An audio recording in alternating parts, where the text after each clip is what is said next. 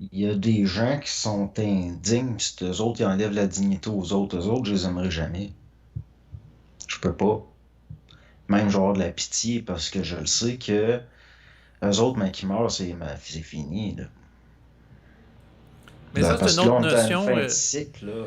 C'est une autre notion C'est- auquel tu fais allusion, puis je voulais justement en profiter parce que là, je discute avec toi pour rebondir là-dessus, parce que tu avais déjà abordé cette notion-là dans l'un de tes enregistrements, dans le sens que certaines personnes, c'est comme des animaux biologiques, puis une fois que le corps est fini, c'est fini. Tandis que. c'est pas juste ça, c'est parce qu'à un moment donné, c'est des structures d'incarnation qui ont été faites, entre autres, pour l'évolution de l'âme. Puis il y a des gens que l'âme évolue pas.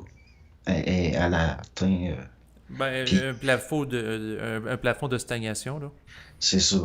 C'est pour ça qu'à la fin d'un cycle, tu peux pas prendre des hommes de même puis les ramener le cycle d'après parce que tu vas corrompre.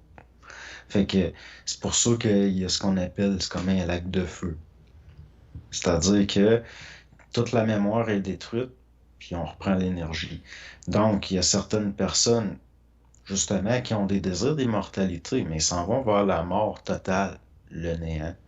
Puis, comme leur seule conscience est égoïque, c'est leur ego, ils vont mourir de la vraie mort totale. Fait que, dans le fond, on se fait pitié. Je veux dire, c'est comme Des morts c'est- qui ne sont pas encore entrés en fonction, comme dirait André ouais. Moreau, parce qu'ils ne sont pas dotés d'un être, ils n'ont pas d'identité réelle, mais. Ben, l'identité réelle, c'est la conscience. Oui. Il y a bien du monde qui n'ont pas de conscience. Fait que là, c'était pas pire quand t'es au début d'un cycle, parce que tu peux avoir pas de conscience puis tout, mais là, l'énergie, elle va revenir. Mhm. Puis là, tu vas pouvoir, avec le temps, au niveau cyclique, tu développes tranquillement une conscience. Mais là, on est à la fin, là. Mais quand tu dis l'énergie revient, est-ce que tu fais allusion ici au cycle de la réincarnation? Ouais, mais c'est au niveau de l'âme, pas de l'ego. Oui, mais ça, C'est les forces de ouais. l'âme. Mais c'est pas l'ego qui se réincarne.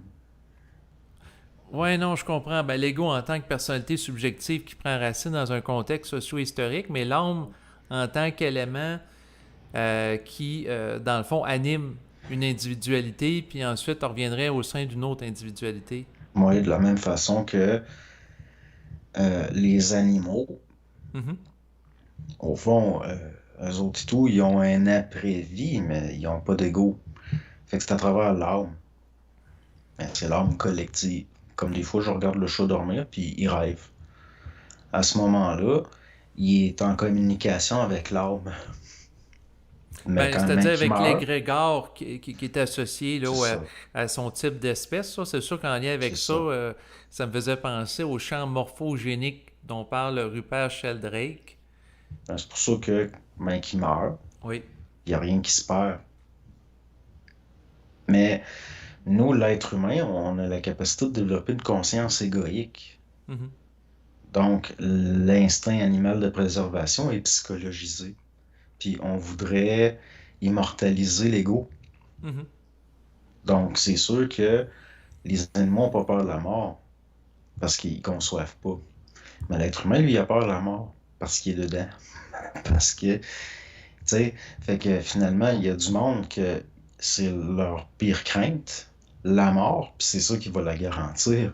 Dans le sens que leur âme ne servira même pas.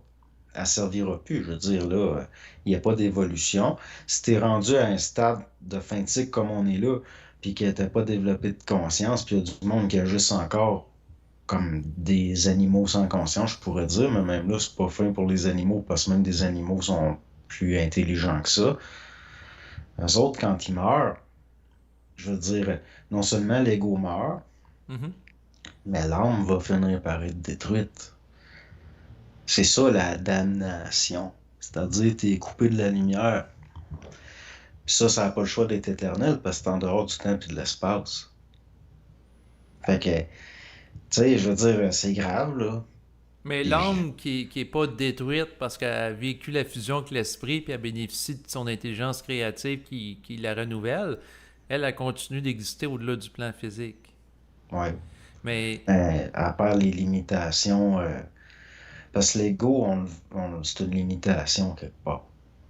Parce que dans le fond, On s'en rend pas compte, mais tu sais, la vie de l'âme, Mhm. c'est différent, là. Tu sais, c'est dans le fond, c'est volage, là, une âme. C'est pas. Dans le fond, heureusement que il y a l'ego. Parce que l'âme, les lois de l'âme, ça ferait du monde qui n'a pas de bon sens. S'il y avait juste ça, c'est ça qui s'incarnait direct dans la matière. Ça aurait l'air de des. Ça aurait l'air du monde fou, là. Parce que l'âme, ça a quelque chose de. De fluctuant.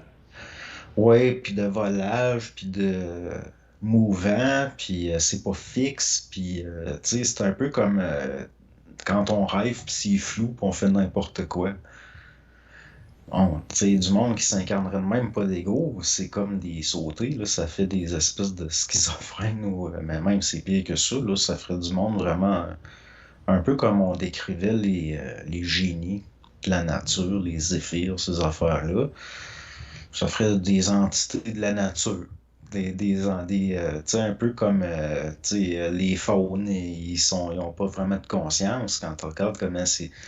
Le faune, lui, il pensait qu'à courir dans le bois, puis il veut fourrer tout ce qui bouge. C'est une force de la nature inconsciente. Mhm. Ben, tu sais, si l'être humain, il a pu développer une conscience parce qu'il y a une interface qu'on appelle l'ego, qui est comme une lentille qui vient se concentrer, là. Mais ça meurt. Par contre, la conscience qui était concentrée, elle meurt pas nécessairement. Mais c'est ça, mais à un moment donné, je voulais t'amener à parler sur, dans le passé, par rapport, bon, tu sais, je te parlais de la naissance, à maton d'un enfant, puis là, tu me disais, ben, il n'y a pas nécessairement une âme dans le sens que quelqu'un qui aurait vécu, à maton, un moine tibétain qui se réincarne au Québec, là, tu sais, c'est pas... mais en même Ben, temps, si l'âme continue à exister, en lien avec ce que tu dis présentement, on pourrait penser ça, dans le sens que... ben ça- non. non? Si l'ego, il meurt. Ben, C'est c'est-à-dire la que vie de l'ego, hein, le fait d'être un moine tibétain, c'est le tibétain, c'est la vie de l'ego aussi. oui, mais en même temps, l'âme qui a incarné le moine tibétain, si elle Ouais. continue à exister, mais elle change de véhicule, c'est-à-dire un autre corps biologique, un autre ego Mhm. dans un contexte différent comme celui du Québec, ben à ce moment-là, ça peut être l'âme qui a animé le moine tibétain qui se retrouve animé un Québécois catholique. Ouais, mais l'ego du moine est mort. Ben, Ce qui c'est-à-dire, reste, c'est de la mémoire par sympathie. Une mémoire expérimentale. Mais de la mémoire expérimentale, ça se réincarne pas. Dans le sens que ça existe juste dans l'incarnation. Ça peut. Tu vas être en contact avec de la mémoire expérimentale, mais Mhm. l'expérimental, il ne s'est pas réincarné. Tu sais, être en contact avec des souvenirs de la Première Guerre mondiale, puis après que je prenne cette personne-là, puis je l'envoie s'abattre dans le même contexte, ne sera pas nécessairement capable. Tu sais, c'est de la mémoire. C'est pas la même personne, Non, là. non, mais C'est je quelqu'un comprends. qui a des souvenirs de. Tu sais, c'est comme quelqu'un qui aurait la mémoire d'avoir été, je sais pas, moi, Victor Hugo. Puis je dis, OK, pas moi un roman. Puis la personne, elle ne sera pas nécessairement capable. Tu sais, ça va peut-être être plus long. Parce qu'il faut qu'elle analyse une mémoire. Mhm. Mais c'est comme l'immortalisation de la conscience. Ça, c'est pas pareil. Dans le sens que c'est pas l'ego qui va survivre, là. C'est de la conscience qui va survivre.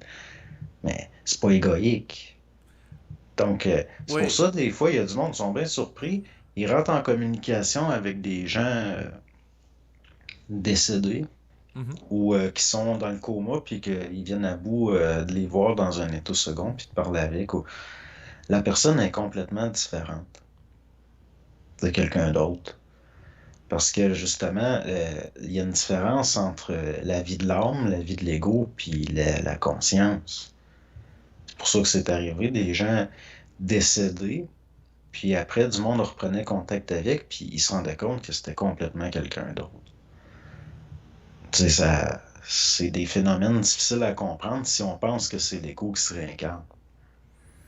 Non, non, mais je comprends que le mémorial, il va subsister indépendamment de l'identité psychologique que pourrait avoir la personne. Par contre, l'ego, quand on dit qu'il fusionne avec l'esprit, ben à ce moment-là, à quelque part, l'ego va être altéré ou il va être unifié à une Mais conscience, il va faire un gain. l'ego, c'est une lentille. Mhm. Fait qu'il va y avoir un alignement qui va engendrer une fusion au niveau de l'apparition de la conscience dans l'ego. Mhm. Donc, il va y avoir un alignement entre l'esprit et l'âme qui passe à travers un ego dépollué, ce qui engendre une fusion, puis il va y avoir une conscience supérieure qui vient au monde là. Mais l'ego, c'est rien qu'une lentille. C'est pas, s'il est désopacifié, oui, il peut y avoir de la fusion à travers. Mais l'ego, c'est rien qu'une lentille. Mais qui est unifié psychiquement à travers le processus de la fusion d'une conscience créative, à mon Mhm. avis, l'ego, son statut à ce moment-là est altéré. Ben, c'est parce qu'il n'y a plus de pollution dedans. Ce qu'on appelle l'ego, c'est de la pollution. Ce qu'on appelle l'ego, c'est du psychologique. Si tu enlèves tout ça, ce qui fait qu'un ego, on appelle un ego, il reste juste une lentille. Fait que cette affaire-là, la lentille, elle n'est pas là pour, tu sais, je veux dire, c'est même, on pourrait parler plus de la vie dans l'ego que la vie de l'ego. Mais à mes yeux, l'ego, ça fusionne à travers, mais c'est pas nécessairement lui qui fusionne. Je veux dire, c'est rien qu'une interface. Non, non, mais je comprends qu'il se fait fusionner dans le sens qu'il ne décide pas, Ben mais non. cette lentille-là qui est amenée à devenir transparente à travers le travail de l'énergie supramentale, fait en sorte qu'il n'y a plus d'interférence entre l'ego et l'énergie. Puis à ce moment-là, ben, l'état d'unité qu'il y a avec la conscience l'amène justement à bénéficier d'une conscience créative qu'il n'y avait pas au préalable. Mais en tant que tel, moi, la façon que je le comprenais, c'est qu'il était transfiguré. Ben, si on veut, mais déjà là, s'il se désopacifie puis qu'il fait sa vraie job de lentille, pas le choix. Mais tout ce qu'on appelle l'ego, comme Mhm. la personnalité, puis cette affaire-là, il faut que ça soit détruit, là. Dans le Donc, sens que, ouais.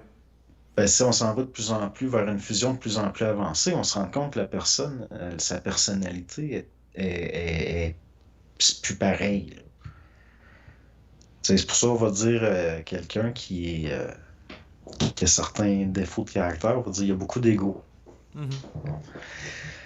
Puis là, mais, tu sais, je veux dire, admettons que la personnalité subjective, elle brûle, qu'elle meurt, bon, qu'elle se fait, comment je pourrais dire ça?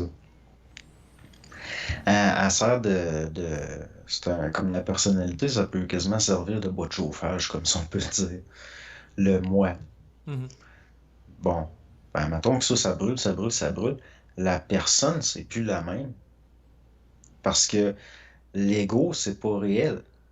Fait que c'est appelé à changer, à se transformer. Tu sais, Ben oui, je mais vais te comme la dire, chenille qui devient un papillon, là, pour employer une métaphore populaire. ouais, parce que c'est un peu comme, tu sais, on voit ça dans les récits anciens, comme justement en Inde. T'as Siddhartha, il sort pour la première fois du palais, puis il rencontre des affaires qu'il n'avait jamais vues. Comme il voit quelqu'un de pauvre en train de mendier, puis il dit qu'est-ce que c'est ça? Puis là, il y a quelqu'un qui explique, il dit ben, c'est quelqu'un de pauvre, il y a de la misère dans le monde, mais lui, il était pas au courant. Il dit OK, fait que là, c'est un choc. Puis après ça, il voit quelqu'un de mort, il dit que c'est ça? Là, la personne elle explique, elle dit ben, c'est un cadavre, là, la personne est morte. Puis là, il réalise là. Fait que c'est tous des chocs. C'est-à-dire que c'est par des chocs que l'ego va se dépolluer, puis qui va finir par devenir plus une interface où il y a du réel qui passe dedans. Parce que le moi réel, c'est pas l'ego, c'est la conscience. Mhm. Puis elle existe en potentiel sur son plan. Puis c'est par des chocs que, bon, puis là, ça devient plus clair, il y a un alignement, puis là, ça passe. La personne, elle voit de plus en plus clair. C'est le même que tu peux avoir quelqu'un qui, dans sa jeunesse, il a commis des meurtres, il a fait des affaires horribles, puis tout, mais rendu vers la fin de sa vie, c'est plus la même personne. Tu sais, on n'est pas pour vouloir que l'ego, ou ce qu'on prend pour l'ego, que ça survive. Parce que ça va contre les lois de l'intelligence. Le but de l'ego, c'est une interface pour qu'il se manifeste de la conscience. C'est pas pour que la personnalité psychologique, circonstancielle, expérimentale devienne éternelle. Ça l'est la mort. Donc, autrement dit, la quête d'immortalité qui peut être véhiculée par certaines doctrines nouvelle-âgeuses ou l'immortalité du corps biologique, de ce que je comprends de ton propos, pour toi, tout ça, c'est futile.